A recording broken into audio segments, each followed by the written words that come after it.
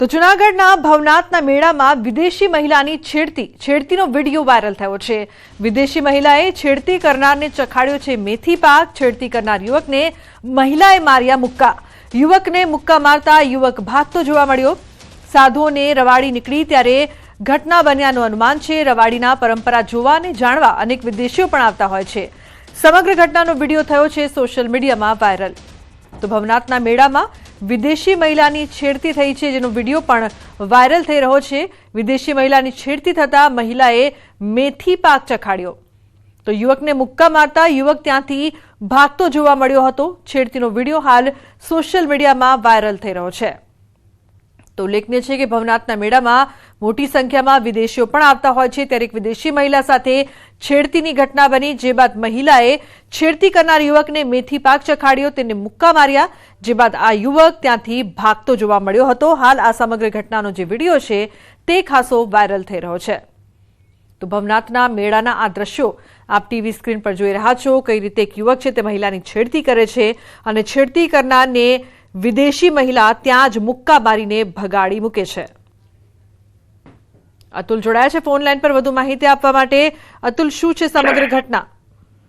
જી લુબના, આપને ચોક્કસ જણાવી દઉં કે ગઈકાલે રાતના જે સાધુ સંતોની રવાડી નીકળે છે, જે મૃગી કુંડમાં સ્નાન કરવા જાય છે, આ રવેડી છે તેના મુખ્ય રૂટ ઉપરથી પસાર થતી હોય છે। આમાં સાધુ સંતો સાથે અનેક સંસારિક લોકો અને આ વખતે વિદેશી યુવતીઓ પણ જોડાઈ હતી। ત્યારે આ જે વિડીયો વાયરલ થયો છે તેમાં એક યુવતી છે, જે વિદેશી યુવતી છે, એક યુવકને છે મારતી નજરે પડે છે ને યુવક ભાગતો પણ નજરે પડ્યો છે। જાણવા મળતી માહિતી મુજબ આ યુવતી સાથે છેડતી કરી હોય તેવો એક બનાવ સામે આવ્યો અથવા અન્ય કારણોસર પણ આ યુવતી આ યુવકને મારતે હોય તેવો વિડીયો વાયરલ થતા રવેડીમાં આવા દ્રશ્યો સર્જાતા લોકોમાં છે તે આ જે રવેડી છે તેના પર શ્રદ્ધામાં ઉપર ઠેસ પહોંચી છે। અને ખાસ કરીને જ્યારે અવડી મોટી રવાડીમાં પોલીસનો ચુસ્ત બંદોબસ્ત હોય ત્યારે આવી ઘટનાને લઈ અને અનેક ચર્ચાઓ શરૂ થઈ છે। જી લુબના। બિલકુલ અતુલ, આભાર સમગ્ર માહિતી બદલ। તો અનેક ચર્ચાઓ થઈ રહી છે આ સમગ્ર મામલે।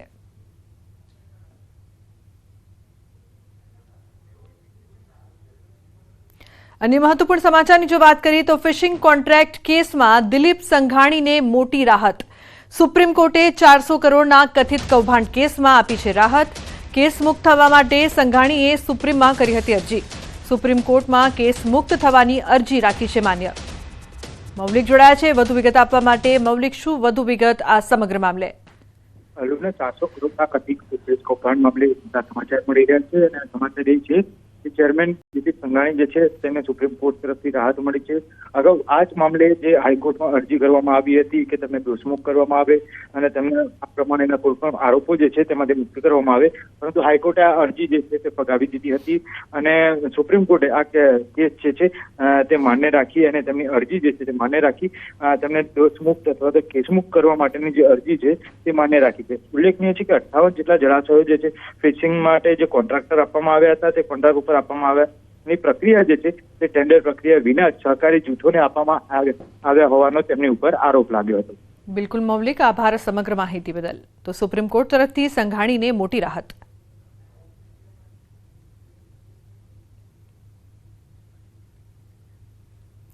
નવસારીમાં તસ્કરોએ હદ વટાવી છે। મહિલાને ધમકી આપી ધોળા દિવસે લૂંટ ચલાવવામાં આવી। ધોળા દિવસે પોલીસ સ્ટેશન નજીક લૂંટ ચલાવવામાં આવી। બિલ્લીમોરામાં સહયોગ સોસાયટીમાં લૂંટની ઘટના બની છે। તો ધોળા દિવસે બે લૂંટારુઓ લૂંટ ચલાવીને ફરાર થયા।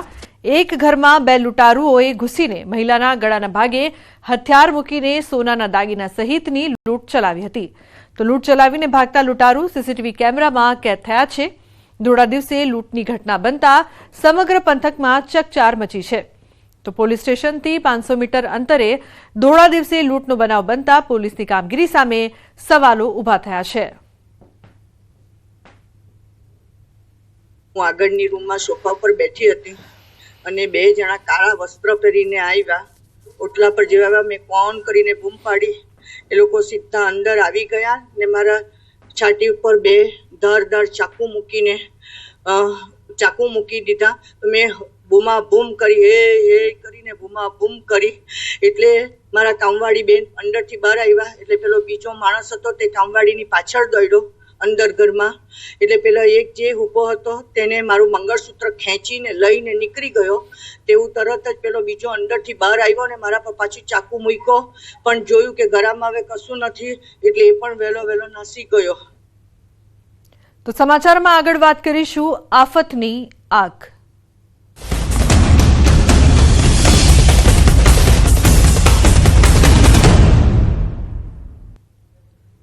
તો સુરતમાં કાપડ માર્કેટમાં લાગેલી આગ મહદ અંશે કાબૂમાં આવી છે. 30 કલાક બાદ આગ પર અમુક અંશે કાબુ. હાલ પણ ત્રીજા અને ચોથા માળે આગ. માર્કેટમાં અંદાજે 850 થી વધુ દુકાનો બળીને ખાખ થઈ છે.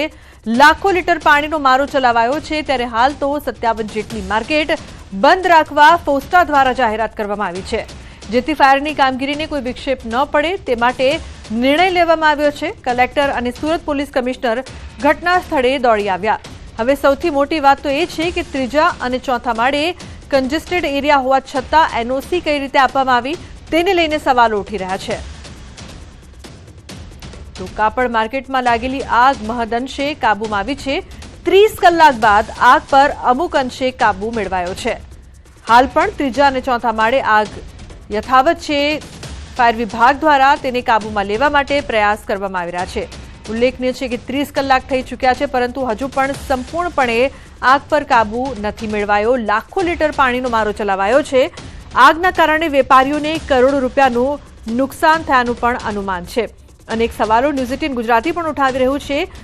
કન્જેસ્ટેડ એરિયામાં એનઓસી કઈ રીતે અપાય તે મોટો સવાલ છે, કારણ કે એનઓસી આપતા પહેલા કેટલાક ક્રાઇટેરિયા જોવા પડતા હોય છે. અહીં જે સમગ્ર વિસ્તાર છે તે કન્જેસ્ટેડ છે. આગ પર કાબુ મેળવ્યા બાદ ફરી કેવી રીતે લાગી આગ તે પણ મોટો સવાલ અહીં ઉપસ્થિત થઈ રહ્યો છે. શું ફાયર વિભાગની કામગીરીમાં બેદરકારી હતી તેના કારણે આગ ફરી વધુ પ્રસરી તે પણ એક મોટો સવાલ. આગ ઓકતા સવાલો છે. આ કન્જેસ્ટેડ એરિયામાં એનઓસી કઈ રીતે આપવામાં આવી, ફરી આગ કઈ રીતે લાગી તેવા અનેક સવાલો ઉપસ્થિત. તો સુરેન્દ્રનગર મૂળી હાઈવે પર એસટી બસનો અકસ્માત. બસ રોડની સાઈડમાં ઉતરી વીજપોલ સાથે અથડાઈ. અકસ્માતમાં 7 લોકોને સામાન્ય ઈજા. ત્રિમંદિર પાસે પાટણ દ્વારકા રૂટને નડ્યો અકસ્માત. ડ્રાઈવરે સ્ટીયરિંગ પરનો કાબુ ગુમાવતા અકસ્માત સર્જાયો. તો ઈજાગ્રસ્તોને સારવાર અર્થે હોસ્પિટલ ખસેડાયા છે. અકસ્માતને પગલે હાઈવે પર ટ્રાફિક જામના દ્રશ્યો પણ સર્જાયા છે. સદનસીબે કોઈ જાનહાનિનો બનાવ નહીં બનતા મોટી દુર્ઘટના ટળી છે. તો બીજી તરફ મહેસાણાના ધોબીઘાટ વિસ્તારમાં આવેલી સરકારી વસાહતમાં નશાખોરો માટે જાણે નશાનો અડ્ડો બની ગયો હોય તેવા દ્રશ્યો સામે આવ્યા છે. આ જર્જરિત વસાહત ઘણા સમયથી બંધ છે, જેનો લાભ ઉઠાવી નશાખોરોએ આ જગ્યાને પોતાનો અડ્ડો જ બનાવી લીધો છે. અહીં ઠેર ઠેર દારૂની ખાલી બોટલો અને પોટલીઓ જોવા મળી રહી છે. દારૂ પીવા માટે જરૂરી ગ્લાસ અને નમકીનના ખાલી પડીકા મોટા જથ્થામાં જોવા મળ્યા. વસાહતની અંદર તેમજ બિલ્ડિંગની બહાર પણ આવા જ દ્રશ્યો જોવા મળ્યા છે.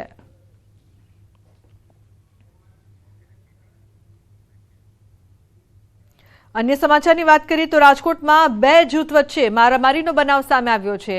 ગંજીવાડા વિસ્તારમાં 2 જૂથ વચ્ચે થઈ હતી મારામારીનો વિડીયો વાયરલ થયો છે. કયા કારણોસર મારામારી થઈ તે અંગે કોઈ સ્પષ્ટતા નહીં. છૂટા હાથે મારામારી, કેટલીક મહિલાઓ સાથે પણ મારામારીની ઘટના. પોલીસે વિડીયોના આધારે તપાસ હાથ ધરી છે.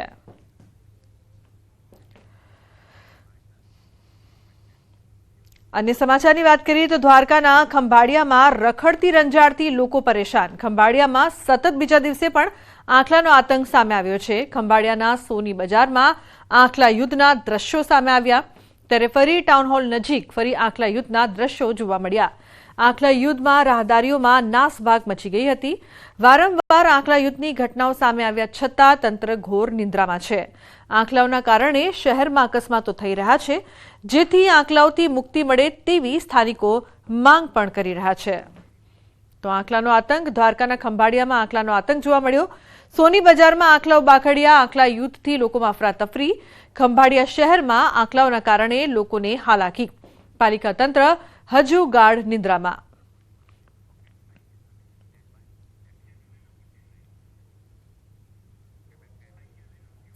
અને મહત્વપૂર્ણ સમાચાર.